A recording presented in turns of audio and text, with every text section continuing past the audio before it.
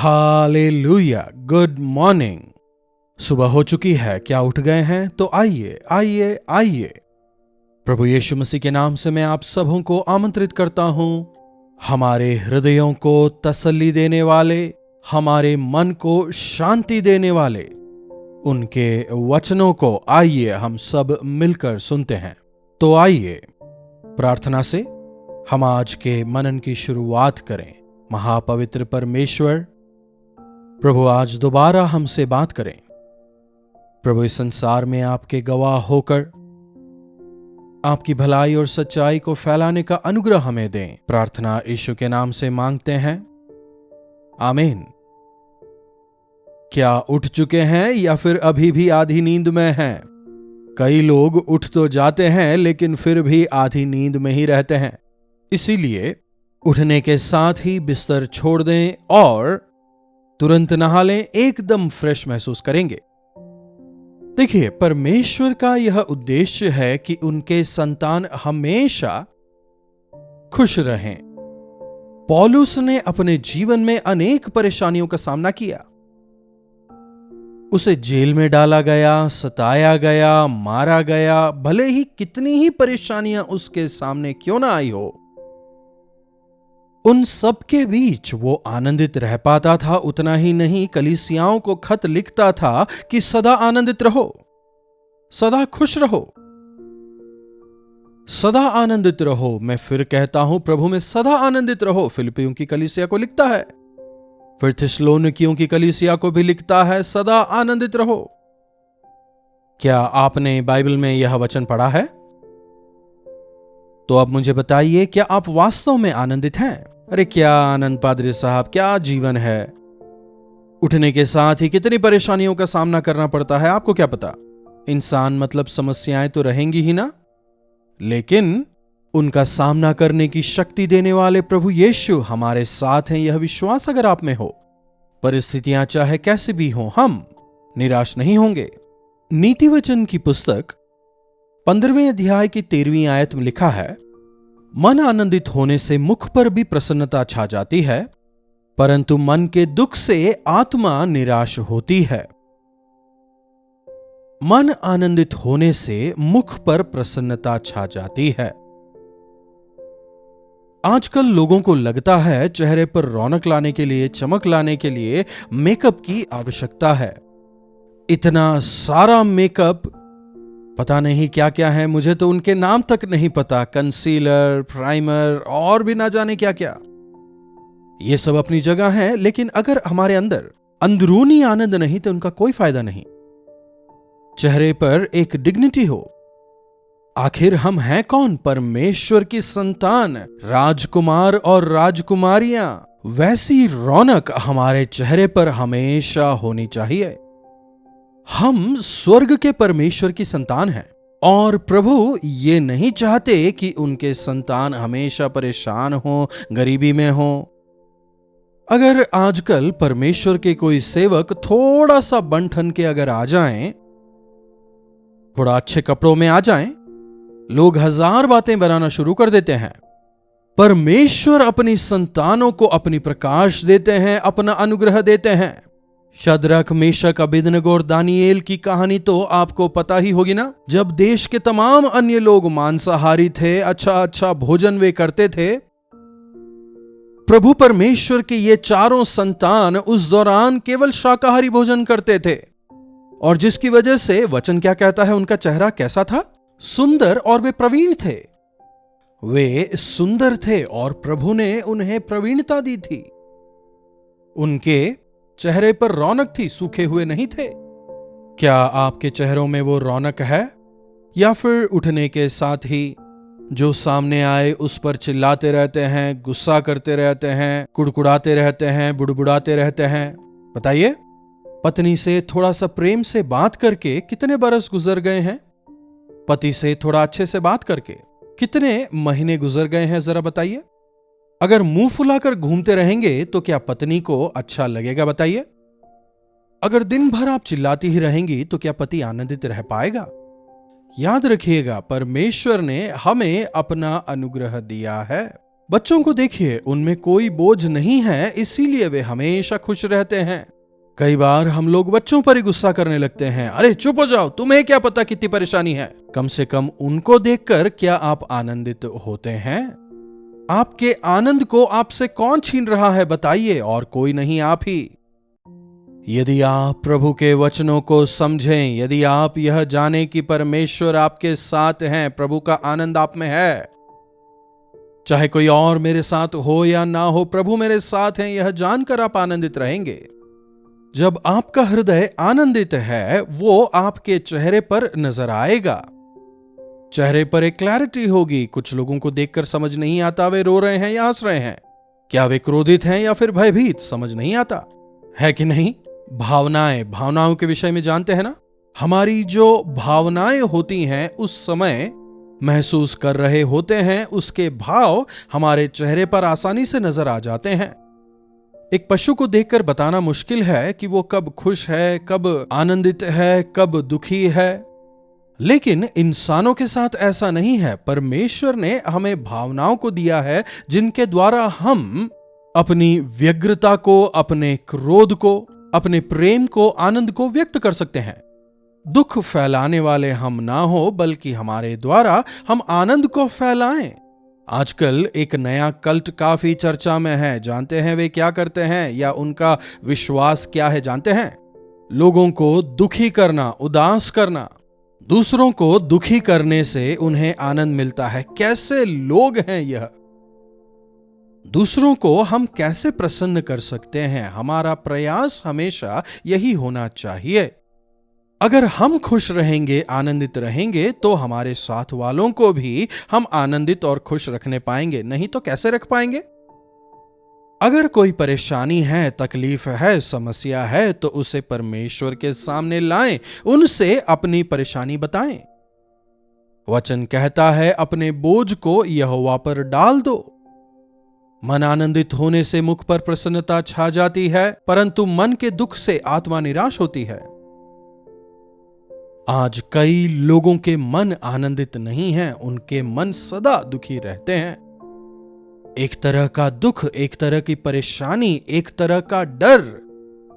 अगर वे कभी हंसते भी हैं तो वो जो हंसी है वह फेक है। उस हंसी के पीछे गहरा दर्द छुपा हुआ है।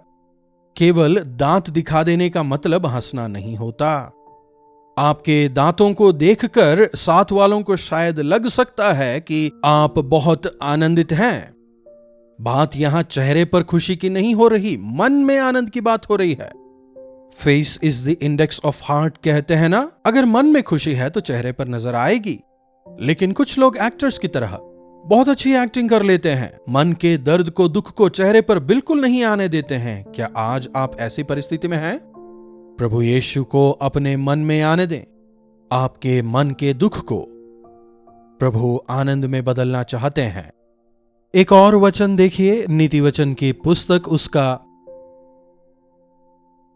17वां अध्याय, उसकी 22वीं आयत। मन का आनंद अच्छी औषधि है, परंतु मन के टूटने से हड्डियां सूख जाती हैं। मन का आनंद अच्छी औषधि है। A cheerful heart is a good medicine. हमारे शरीर के लिए अच्छी दवाई कौन सी है जानते हैं? आनंदित मन। आपने यह जरूर सुना होगा ना, आनंदित रहने वालों को बीमारियां कम होती हैं। हमारे अनेक रोगों का कारण क्या है जानते हैं? दुख, चिंता। टूटा हुआ मन हड्डियों को सुखा देती हैं। डिप्रेशन, एंग्जाइटी, डर, भय, चिंता, इस तरह के तमाम सारे शब्द जो आज हम लोग सुनते आ रहे हैं ना, हमेशा एक तरह की एंग्जाइटी, एक तरह की घबराहट, एक तरह के स्ट्रेस में रहने वाला व्यक्ति ना खुद कभी आनंदित रह सकता है, ना दूसरों को आनंदित कर सकता है। आज आप अपने जीवन में कैसे रह रहे हैं? अपने साथ वालों को कैसा रख रहे हैं? अगर प्रभु यीशु मसीह आप में हो, भले ही कुछ हो या फिर ना हो, प्रभु यीशु का आनंद आप में जरूर रहेगा, क्योंकि प्रभु यीशु कहते हैं, अपना आनंद तुम्हें दे जाता हूं, तुम व्याकुल मत होना। अपनी शांति मैं तुम्हें देता हूं, जैसा संसार देता है वैसा नहीं, अपनी शांति तुम्हें देता हूं। जी हां, हर परिस्थिति में प्रभु यीशु मसीह मेरे साथ हैं। उनका सानिध्य हर तकलीफ से, हर इंसानी बाधा से, हर परेशानी से बचाने में सामर्थ्य है। यदि ऐसा विश्वास हमारे अंदर हो तो हमें कभी भी घबराने की जरूरत नहीं। किसी विषय की चिंता ना करो और जो कुछ तुम्हारी चिंता है उसे प्रार्थना और विनती में प्रभु परमेश्वर के सामने लाओ। प्रभु का वचन हमें सिखाता है, खुश रहने वाला स्वस्थ रहता है। अगर आज आप अस्वस्थ हैं, उसका कारण सुनते हैं ना, बीपी, ब्लड प्रेशर। कारण क्या है? एंजाइटी, स्ट्रेस, डिप्रेशन, जिसकी वजह से हमें गुस्सा आने लगता है और बीपी बढ़ जाता है। कई लोगों को एसिडिटी प्रॉब्लम है। क्यों? किसी बात को सोचकर आप बहुत अधिक चिंतित हैं, परेशान हैं। देखिए, ब्रेन और पेट के बीच गहरा संबंध है। अगर ब्रेन कंट्रोल में नहीं तो जो खाएंगे नहीं पचेगा। इसकी वजह से क्या हो रहा है? अपच, इंडाइजेशन। जो खा रहे हैं वो पचता नहीं। साथ ही साथ और भी क्या होता है? परेशानियों की वजह से, स्ट्रेस की वजह से, चिंता की वजह से हार्ट बीट का जो नॉर्मल रेट है वो इर्रेगुलर हो जाता है। फिर हार्ट डिजीज वगैरह हो जाने लगते हैं। विभिन्न प्रकार के मानसिक रोग आजकल इंसानों को परेशान कर रहे हैं। मेंटल इलनेस आजकल बहुत बढ़ रहा है। साइकाइट्रिक प्रॉब्लम्स जो हैं वे बढ़ते जा रहे हैं। मानसिक रोग बढ़ता जा रहा है और उसके ट्रीटमेंट के लिए कई सारे साइकाइट्रिक डॉक्टर्स भी हैं। और उन मेंटल इलनेस को कंट्रोल करने के लिए जो आप मेडिसिन खा रहे हैं, जो केमिकल्स आप खा रहे हैं, वो आपको और अधिक इंबैलेंस करते हैं। इस इंबैलेंस का कारण क्या है? अपने बोझ को आप उठा रहे हैं। अपने बोझ को आप परमेश्वर पर नहीं डाल रहे। इन सब के समाधान को अपने आप खोजने का प्रयास कर रहे हैं, बजाय इसके कि आप उनके पास जाएं जो आपके इन तमाम समस्याओं के समाधान को निकाल सकते हैं, जो आपकी हर एक प्रार्थना को सुनने के लिए तैयार हैं। दाऊद बार बार कहता है, मैं परमेश्वर में आनंदित रहूंगा। आप अपने प्रभु में आनंदित रहें। हमारा जो आनंद है पैसों में नहीं है, इंसानी रिश्तों में नहीं है, अधिकार में नहीं है। पैसा हमेशा साथ में रहने वाला नहीं, अधिकार, मान सम्मान हमेशा साथ में रहने वाला नहीं। आज जो लोग आपको सराहते हैं कल आपकी निंदा करेंगे। अगर उनकी बात सुनकर आप आनंदित हो जाते हैं, निराश हो जाते हैं, तो सच्चा आनंद कहां है? मनुष्य चाहे आपको सराहें या आपकी निंदा करें, परमेश्वर के सामने मैं निंदा रहित जीवन बिता रहा हूं, दोष रहित जीवन बिता रहा हूं। इसीलिए प्रभु का आनंद मेरी ताकत है। मनुष्य मेरा क्या कर सकते हैं? आनंदित मन अच्छे स्वास्थ्य का मूल है। अगर मन में आनंद है तो आप आनंदित रहेंगे। टूटा हुआ मन हड्डियों को सुखा देता है। ड्राई बोन्स, हड्डियां सूख जाएंगी। मनुष्य को जो रूप देती है वो क्या है? उसकी हड्डियां। अगर आज हमारे चेहरे का आकार इस प्रकार है तो उसका मुख्य कारण है उसके पीछे का स्कल। हड्डियां जो है वो हमें एक शेप देती हैं, हमारे शरीर को आकार देती हैं। हड्डियां जब सूख जाएंगी इसका मतलब क्या होगा? हम बेरूप हो जाएंगे, बेआकार हो जाएंगे। विटामिन की डेफिशिएंसी होने दीजिए या फिर हड्डियों में ताकत की कमी होने दीजिए। परेशानी की वजह से, तकलीफ की वजह से समय पर खाते पीते नहीं हैं, समय पर सोते नहीं हैं, इसलिए तमाम परेशानियां। जिनका मन टूटा हुआ है, जो दुखी हैं, क्या वे खाना चाहेंगे? नहीं, मेरा मन ठीक नहीं है, खाना मुझे नहीं चाहिए। खाएं तो भी वो शरीर में नहीं लगेगा। जिनका मन टूटा है, जो दुखी हैं, क्या वे सो पाएंगे?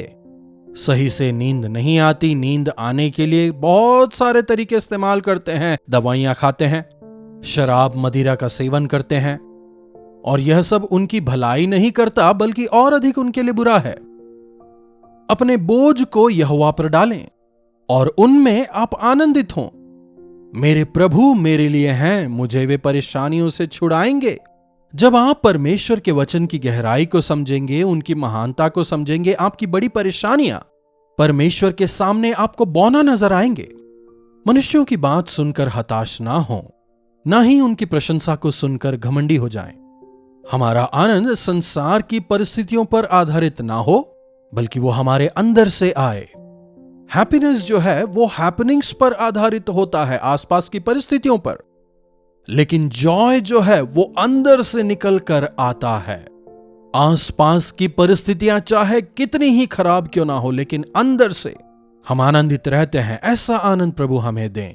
प्रार्थना। महापवित्र पिता परमेश्वर, प्रभु आज जो कोई इन वचनों को जहां कहीं से सुन रहा है, प्रभु होने दें कि आपका जीवित वचन उनके मुरझाए जीवनों में कार्य करने पाए, एक नयापन उनके जीवनों में आए। प्रभु आज जो कोई जिस प्रकार के भी दुख में क्यों ना हो,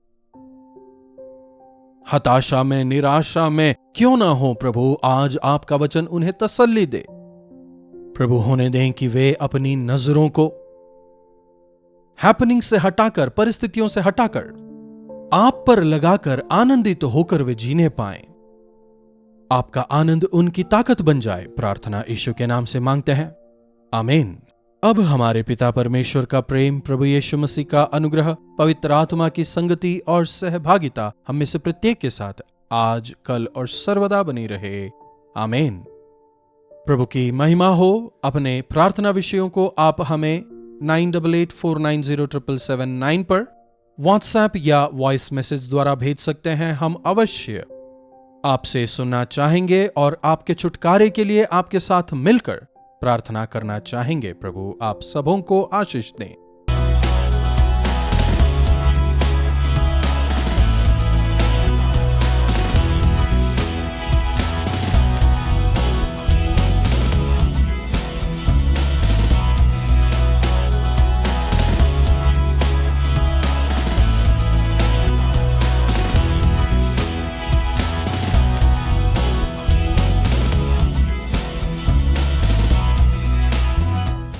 कल्वरी दर्शन, ये है प्रेम के दर्शन, यीशु प्रेम के दर्शन।